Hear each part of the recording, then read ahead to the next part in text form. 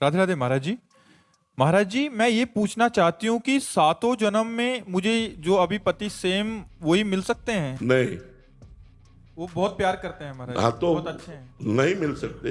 ये गारंटी से हम कह रहा हूं, ये कोई फिल्मी स्टेज थोड़ी है, ऐसा थोड़ी है।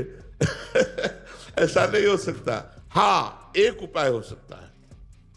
यदि आप भगवान की आराधना करें और भगवान से वर मांगे कि जो मेरे पति हैं ये 7 जन्म तक हमारे पति बने, और वो आशीष दे दे, वरदान दे दे, तो ये संभव हो सकता है, अन्यथा नहीं। क्योंकि दोनों के कर्म अलग अलग हैं, एक कर्म नहीं है दोनों का। दोनों के कर्म अलग अलग हैं, दोनों का प्रारब्ध अलग अलग है, दोनों के संचित अलग अलग हैं। तो इस जन्म में जो पति बना है वो अगले जन्म में पति बने या पुरुष बने बिल्कुल आवश्यक नहीं। जैसे हम एक घटना तुम्हें सुना रहे, एक की पत्नी बड़ी भक्त थी, वो पत्नी पर बहुत प्यार करते थे, पर पत्नी गुरुजी की आज्ञा से चलती थी, पर उनको संतों से कोई प्यार नहीं था, वो पत्नी से प्यार करते थे।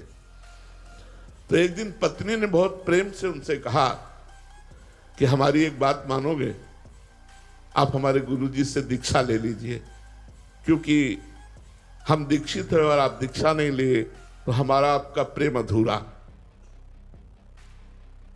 उन्होंने कहा ठीक है, बुलाओ गुरुजी को।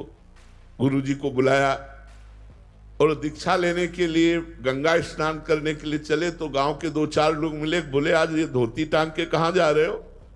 बोले यार पत्नी कह रही दीक्षा ले लो, गुरुजी आ गए तो गंगा स्नान। अरे, और वो धोती लेके वापस आ गए, बोले नहीं लेना मुझे दीक्षा। कालांतर में दोनों का शरीर छूटा, तो पति आसक्त होने के कारण उसका मोक्ष नहीं हुआ, और वो राजा की राजकुमारी के रूप में जन्मे। ये पूर्व में गीता जी के महत्व में महिमा आती थी, उसमें दृष्टांत आता था, उसका है। और वो पत्नी के प्यार के कारण जहां वो राजकुमारी जन्मी, वही हथिनी से वो पुत्र के रूप में प्रकट हुआ, हाथी का शावक। अब जब वो नव युवक अवस्था में हाथी आया और श्रृंगार करके राज सवारी निकली और राजकुमारी सिंहासन पर आरूढ़, तो जे भी उसने देखा तो पूरी स्मृति जागृत हो गई कि ये तो मेरी पत्नी थी। अब ये राजकुमारी और मैं हाथी हूं, कैसे मिलन हो सकता है? वो चुपचाप सहता रहा, क्योंकि कुछ अपनी बात व्यक्त नहीं कर सकता, हाथी रूप में है। अब राजा ने अपनी राजकुमारी का स्वयंवर रचा। जे ही स्वयंवर की घोषणा हुई तो उसने खाना पीना सब छोड़ दिया। वो बहुत ही सुशोभित हाथी के रूप में था। राजा को सूचना पहुंची, राजवैद्यों ने देखा, बोले कोई रोग नहीं। राजकुमारी विज्ञान संपन्न थी क्योंकि भजन करती थी। उसने कहा इसकी औषधि मेरे को पता है, मुझे एक बार इसके समीप जाने दो। नजदीक गए और कान में कहा था गुरुदेव को वरण कर लो, नहीं वरण किया ना तो हाथी की योनि को प्राप्त हुए। सकुचाओ मत, तुम्हारे गले में जयमाला डालूंगी। सकुचाओ मत, स्वयंवर में तुम शोभा के लिए खड़े किए जाओगे और मैं तुम्हारे ही गले में माला डालूंगी, और इस जन्म में इतना भजन करूंगी कि आगे जन्म में हम फिर दोनों मिलेंगे।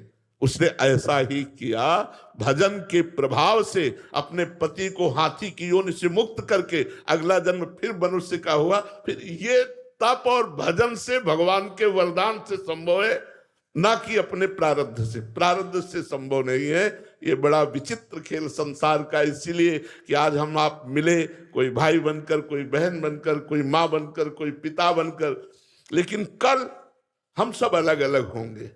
अच्छा, पीछे की योनि में आप क्या थी, आपको क्या पता? पीछे भी तो आपका परिवार रहा होगा, भले किसी योनि में हो, लेकिन आज पता है क्या? तो अगली योनि में पता नहीं चलेगा। ये तो गाने की बात अलग है, लेकिन रियल में ये बात रही है कि हम जिसको पत्नी माना वो 7 जन्म तक पत्नी बने, जिसको हमने पति माना वो 7 जन्म तक पत्नी। तुम्हारे जी दोनों